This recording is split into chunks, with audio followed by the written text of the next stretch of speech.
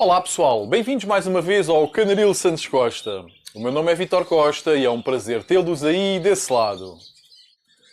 Hoje venho apresentar mais uma entrevista dividida em duas partes, a um criador de psitacídeos. Cria várias espécies, mas nomeadamente três delas. Estamos a falar de neofemas, princesas de Gales e caturras. Não percam, assistam. Existe muita partilha de informação, de conhecimento, no decorrer das duas partes da entrevista. Refiro-me ao criador, Pedro Sousa. Deixo-vos então com a primeira parte da entrevista.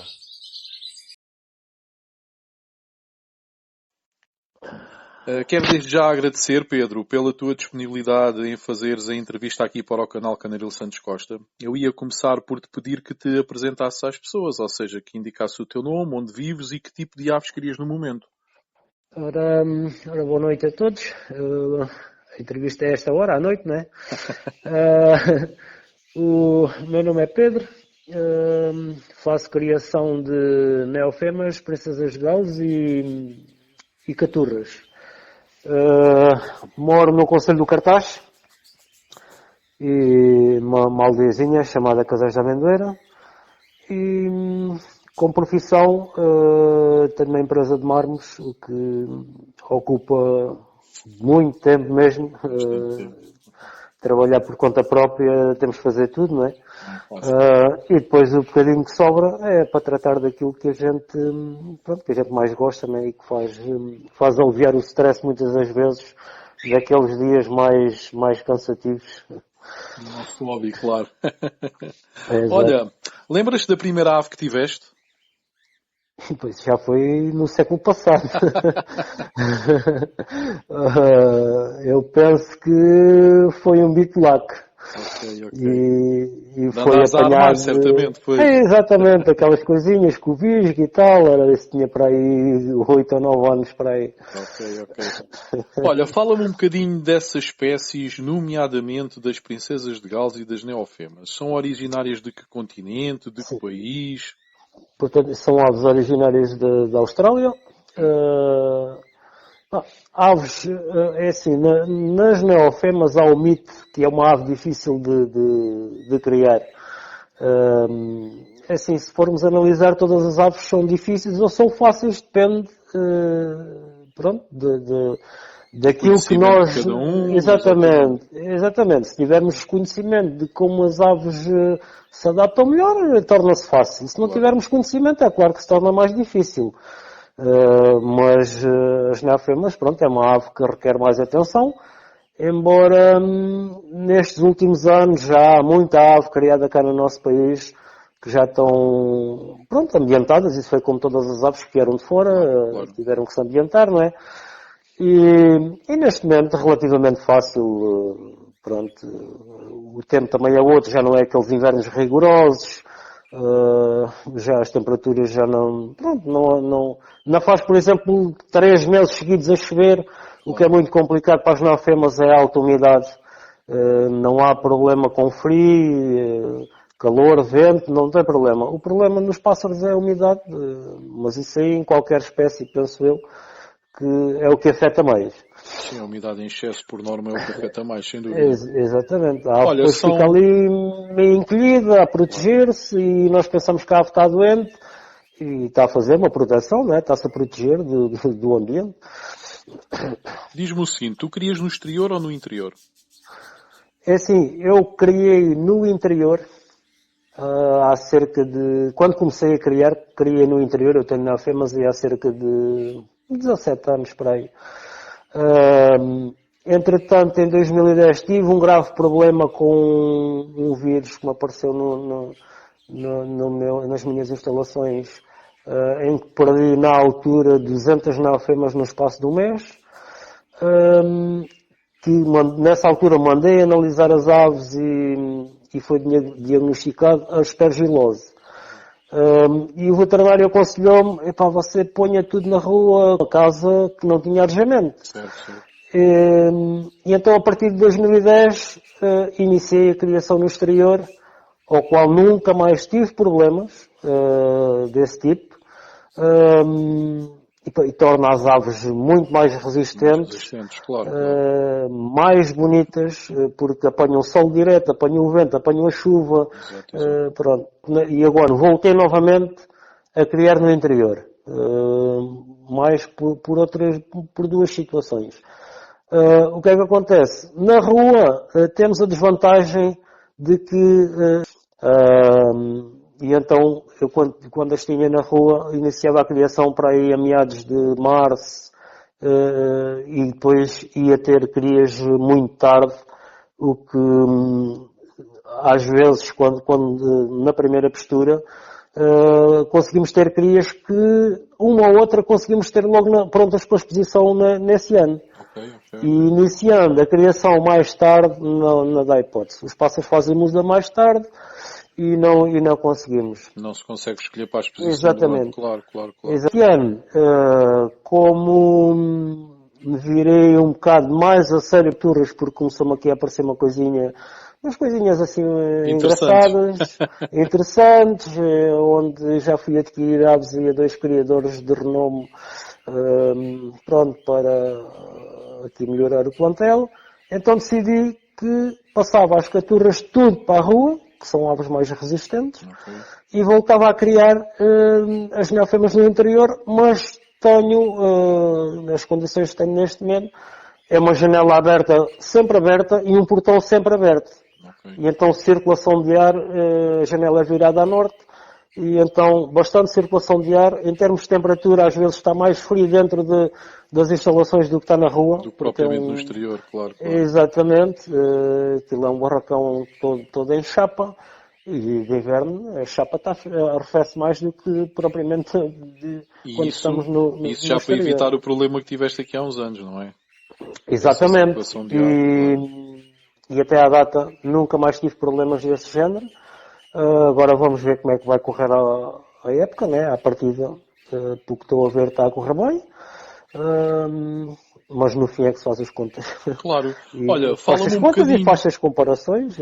Claro. Sim, exatamente. Só no final da época é que consegues ver se correu efetivamente bem ou não. Claro. Exatamente. Olha, relativamente ao timing das criações, tanto as princesas de Galos como as neofemas iniciam na mesma altura, terminam na mesma altura. Fala-me um bocadinho sobre isso, por favor. É assim, a preparação para as neofemas, quando era na rua eu começava a preparar em janeiro, demorava 2 meses a fazer a preparação e colocava os ninhos em meados de março, mais ou menos. Este ano comecei o mês mais cedo. Comecei a preparação no início de dezembro, porque eles estavam dentro de casa, há luz dentro de casa, conseguimos aumentar as horas de luz. E demorei... Para dispor as aves a criar mais cedo, claro, com esse aumento de horas. Exato. E então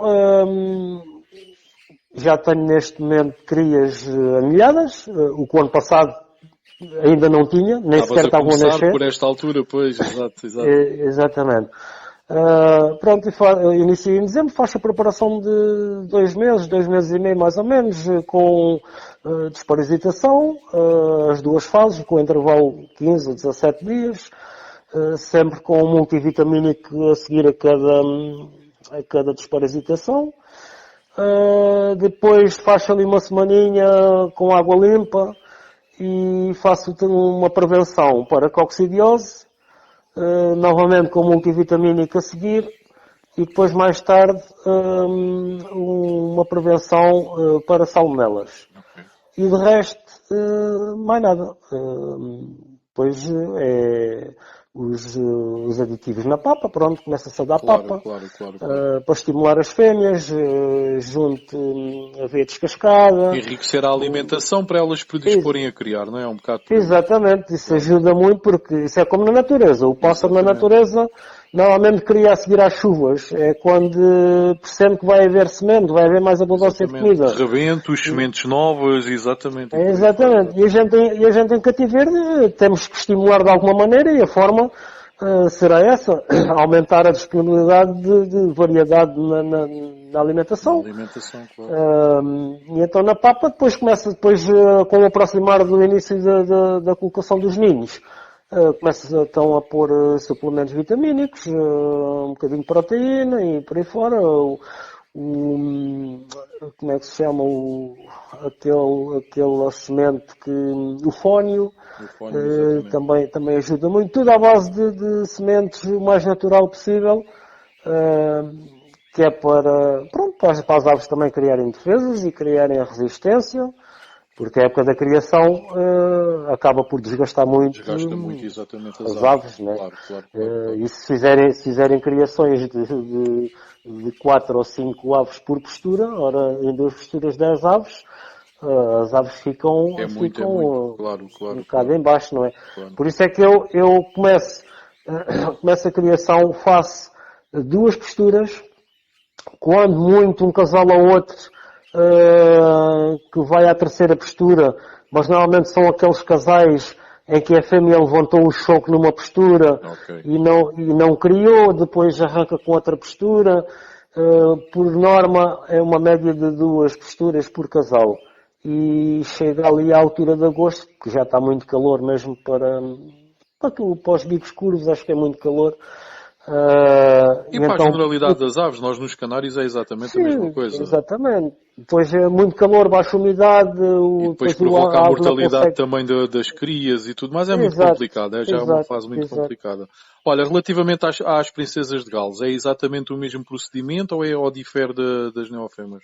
É a mesma coisa. Exatamente a mesma coisa. A época, só que é assim, eu nas neofemas chego a agosto, tiro os ninhos, pronto, e as aves ficam sem ninho e ficam a descansar. As Ok. princesas galas tenho com ninhos, são ninhos grandes no interior da gaiola. Nunca tiro o ninho, mas a princesa de Gales normalmente arranca em abril.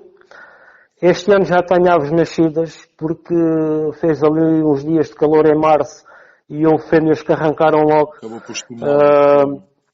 Exatamente. Tanto que também num casal foi o contrário, porque a fêmea arrancou e o macho ainda estava no Ui, cio não e a estava primeira preparado. postura, Pois. e a primeira postura os ovos foram brancos. E então elas arrancam por elas, mas o tratamento que dou às neofemas é o mesmo que dou às princesas galas, é o mesmo que dou às caturras, faço igual a todas as aves. Na Princesa de Gales, normalmente fazem uma postura criando os filhos do princípio ao fim. No caso dos casais que a primeira postura são ovos chocos, deixo fazer para aí 2 semaninhas a ave no choco na mesma para fazer o seu ciclo.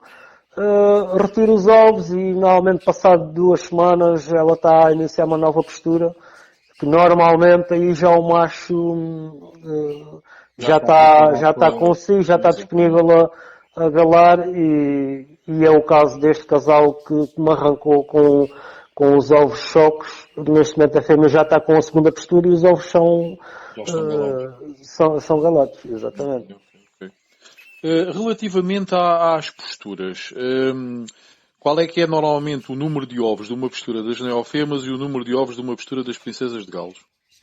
É assim, neofemas, o normal é entre 4 a 6 ovos. Ok.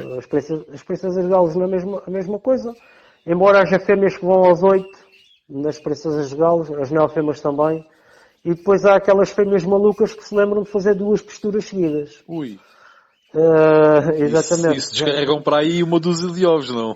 Exatamente, já cheguei a ter fêmeas com 13, 14 ovos, e assim, então, E galados ou nem por isso? e galados. Só que Ui. o problema é que acaba por nascer metade dos ovos. Porque os outros andam ali, os primeiros, andam ali a rebolar, Exatamente. e quando ela agarra no choque, ao fim de pôr 12 ou 14 ovos, quando a fêmea agarra no choque, os ovos que estão bons são os últimos que ela pôs. Exatamente. E os primeiros, como andaram ali a rebolar de um lado para o outro, acabam por morrer, pronto, não nasceram. E pronto, a fêmea fez as 2 posturas, mas Claro, acaba claro, claro. por... Até aí diz-me Também, uma coisa, não. tanto numa espécie como noutra não é usual usar amas, não? É assim, eu uso quando há alguma fêmea que abandona os filhos, ou às vezes há fêmeas, acontecem, mas isso acontece em toda a espécie de Claro. ave, não é? E temos que andar a trocar ovos de um lado para o outro, para aqueles casais que nós achamos que criam melhor.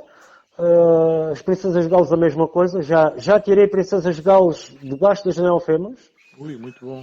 Há cerca de 4... Eu acho que tenho a fotografia desse casal.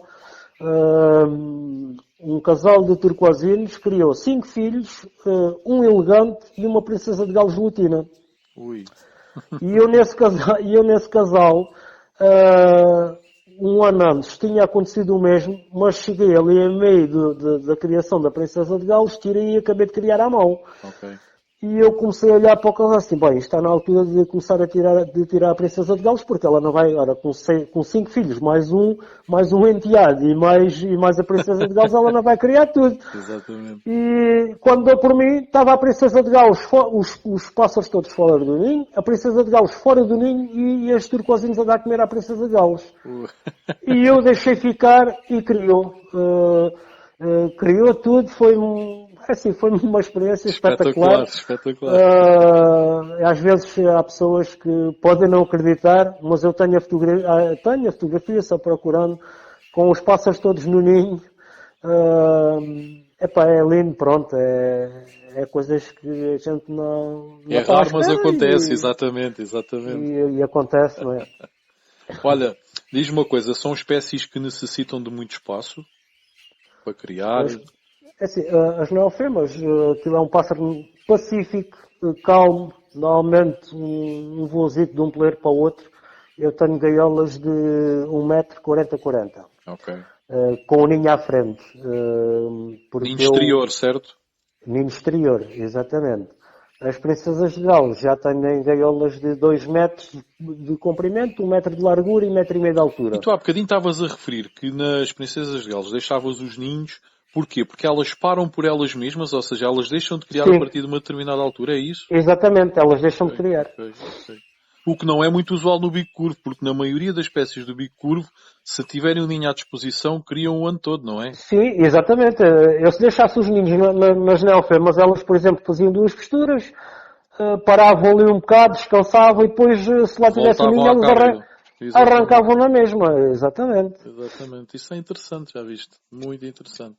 Olha, são espécies sensíveis a doenças, tu já falaste das neofemas, tiveste esse problema por causa de estarem fechadas, ou seja, a circulação de ar não era a ideal, mas relativamente a outras doenças, são atritas a outras doenças ou nem por isso? São aves resistentes?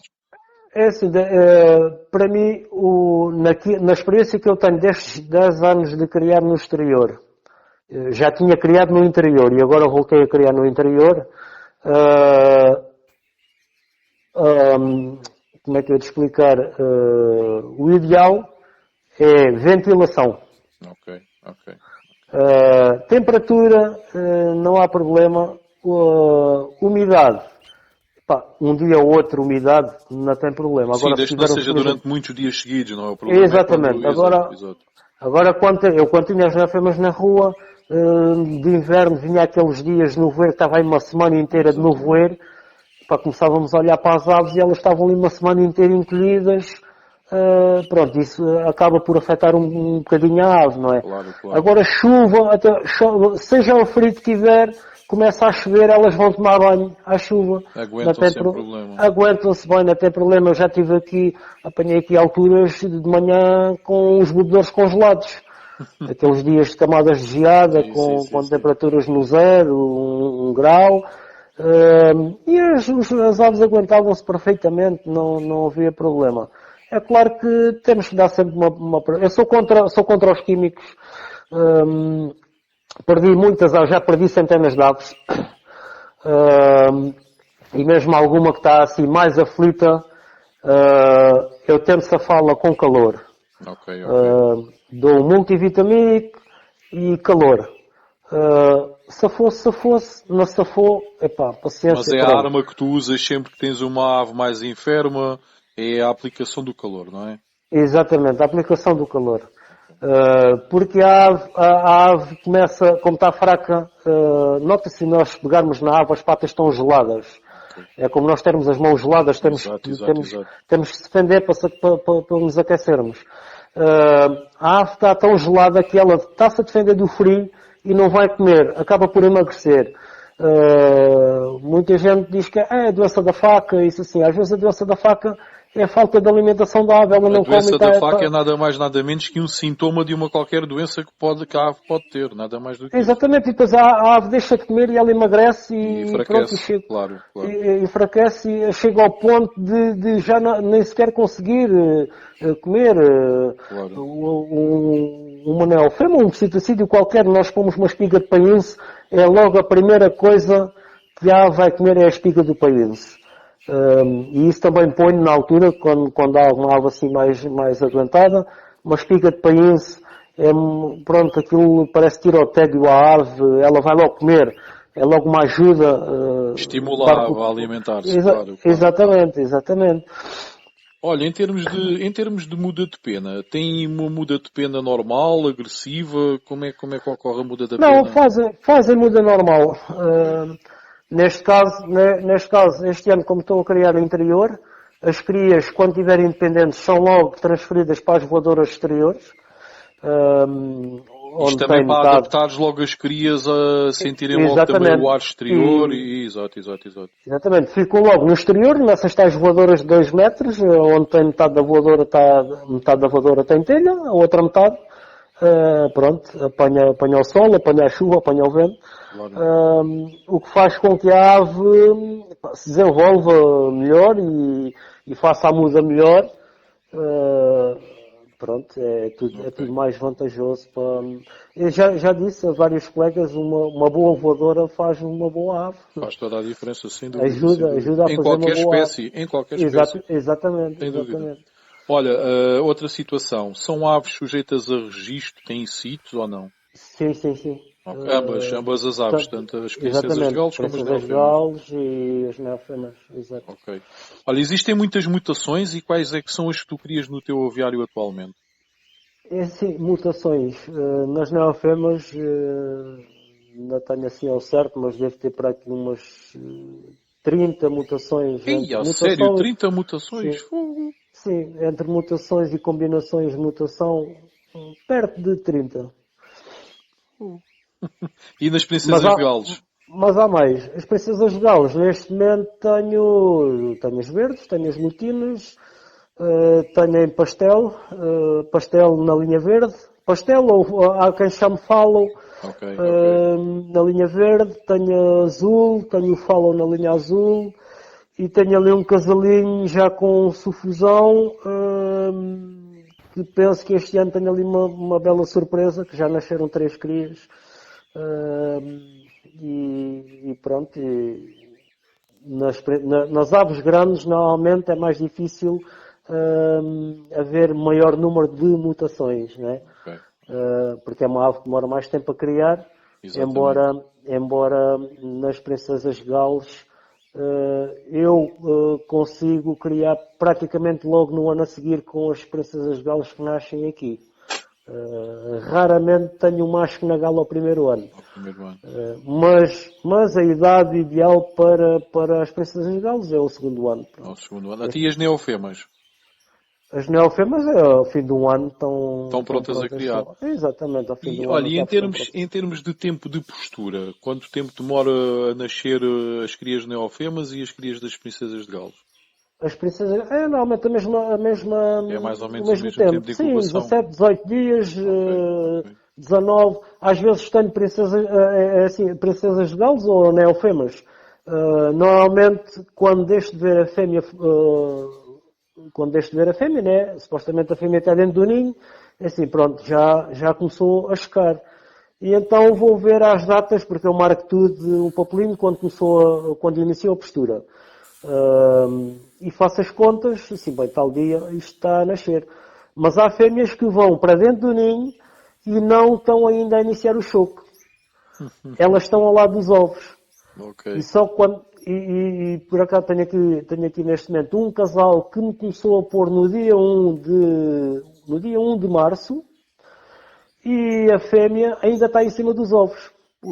Portanto, já passou 1 mês e meio. Exatamente. E eu hoje fui ver, os ovos estão cheios, estão quase a nascer, mas ela teve ali, sei lá, 2 semanas ou 3 que ela andou a pôr e ia dentro do ninho, estava dentro do ninho, mas não a Não gavão do iniciava o choco. choco, exatamente. Exatamente. E só mais tarde é que ela teve a febre do choco para Então agarrar no é choco. um procedimento normal que acontece por vezes, é isso? Exatamente, pode Ok, acontecer. ok. Por isso é que há pessoas que há criadores que, mas eu não vou mexer no ninho porque a fêmea pode enjeitar, ou isto ou aquilo. Eu não tenho problema. Eu desde que a fêmea começa a entrar no ninho, eu começo a mexer nos ninhos todos. Bom, já para Até que controlares essas situações, claro, Exatamente. E claro. até que chega ao ponto que nós abrimos o ninho e temos que tirar a fêmea de cima dos ovos, para ver, ou temos que tirar a fêmea de cima dos filhos porque elas não saem, elas estão tão habituadas, já não têm medo e pronto, são Claro. fêmeas dóceis e podemos mexer no ninho à vontade que não há Exato, problema isso nesse também vai da aspecto, né? habituação do criador, exatamente, claro, é Pois, por aí. exatamente.